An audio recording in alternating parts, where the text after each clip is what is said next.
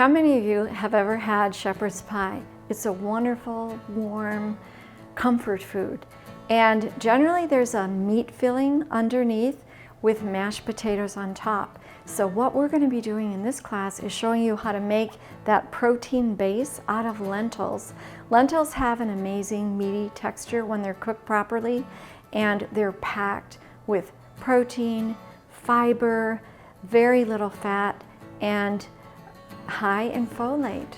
We've talked about that with other recipes in this class, but 1/2 cup of cooked lentils has all the folate you need for an entire day. And again, it helps fight depression. So I have a few kinds of lentils here to show you. This is called a red lentil, and primarily these are used in Indian dishes, often with coconut milk, very wonderful. Often a spicy kind of flavor added to these. This is called autumn blend. There's different kinds of lentils in here, and this is great for a soup. Now these two kind of lentils are the kinds that you would want to use for shepherd's pie.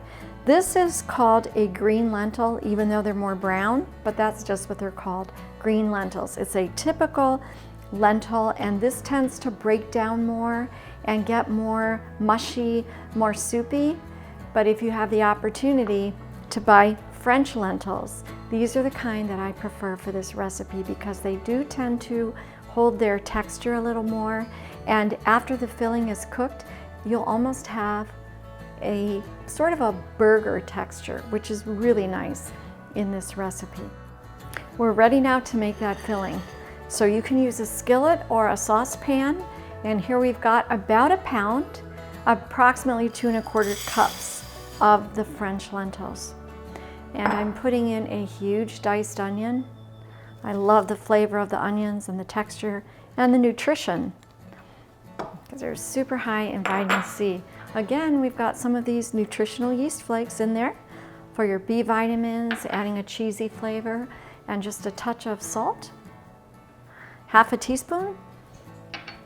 And this is it's a dark herb salt,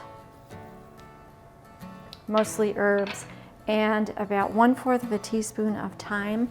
This is an important ingredient. It gives a really good flavor to the lentils in this dish. And then 1/2 teaspoon of sage. That also adds to the flavor, and a little bit of garlic seasoning. Next, we're adding 4 1/2 cups of water. We're going to bring this to a boil and put a lid on and let it simmer at a low heat until those lentils are nice and tender.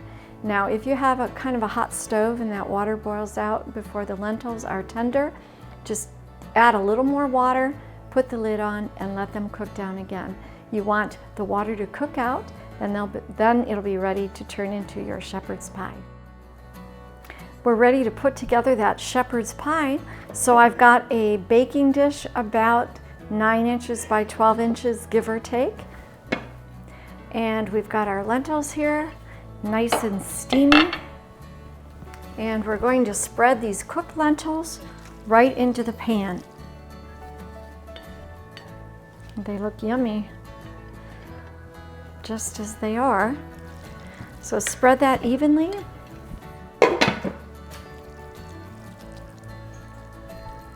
And let's say you're in a hurry, you don't even want to make a shepherd's pie. You can serve lentils with this recipe just over rice, over mashed potatoes, and they're just delicious.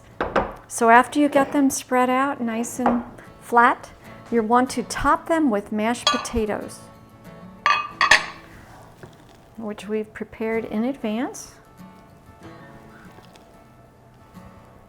I like to use russets for mashed potatoes rather than the red potatoes. Red potatoes tend to be a little more starchy, so that's why the russets are good for mashed potatoes. They tend to be more fluffy.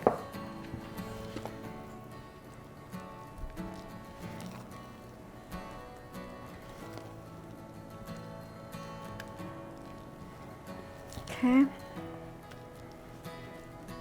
Now this is really delicious with a gravy, and for those of you that tuned into our tuned in for our cream of potato soup recipe. Even that soup makes a delicious gravy for the shepherd's pie.